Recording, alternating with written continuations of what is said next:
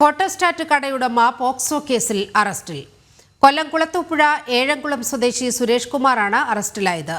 Anchal college ജംഗ്ഷനിൽ photostat കട നടത്തി വരികയായിരുന്നു 59-കാരനായ സുരേഷ് കുമാർ. കഴിഞ്ഞ ദിവസം ഫോട്ടോസ്റ്റാറ്റ് എടുക്കാൻ വന്ന 14-കാരിക്ക് നേരെ ഇയാൾ കടയ്ക്കുള്ളിൽ വെച്ച് ലൈംഗിക അതിക്രമം നടത്തുകയായിരുന്നു. വിവരങ്ങളുമായി എം മനോജ് ചേരുന്നുണ്ട്.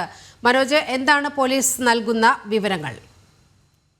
അഞ്ചലിലെ വിവിധ സ്കൂളുകളിലെയും അതോടൊപ്പം തന്നെ കോളേജുകളിലെയും കുട്ടികളുടെ ഈ പ്രിന്റഡ് നോട്ടുകൾ ഫോട്ടോസ്റ്റാറ്റ് എടുക്കുകയും അതോടൊപ്പം തന്നെ ഈ പ്രൊജക്ട് വർക്കൊക്കെ ചെയ്തു കൊടുക്കുകയും ചെയ്യുന്ന സ്ഥാപനമാണ് ഇയാൾ നടത്തിയിരുന്നത്. കഴിഞ്ഞ ദിവസമാണ് ഈ സുരേഷ് കുമാറിന്റെ കടയിലേക്ക് ഒരു 14-കാരി എത്തുകയും തുടർന്ന് ഈ 14-കാരിക്ക് നേരെ ഇയാൾ ഈ കടയ്ക്കുള്ളിൽ വെച്ച് തടഞ്ഞു നിർത്തുകയും പിന്നീട് ഈ കുട്ടിക്ക് നേരെ ലൈംഗികാതിക്രമം നടത്തുകയും ചെയ്തത്.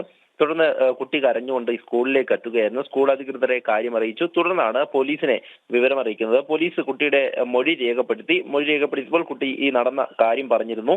തുടർന്നാണ് ഈ പോക്സോ വകുപ്പ് ചുമത്തി ഇയാളെ അറസ്റ്റ് ചെയ്തത്. കോടതിയിൽ ഹാജരാക്കി റിമാൻഡ് ചെയ്തിട്ടുണ്ട് പ്രതിയെ.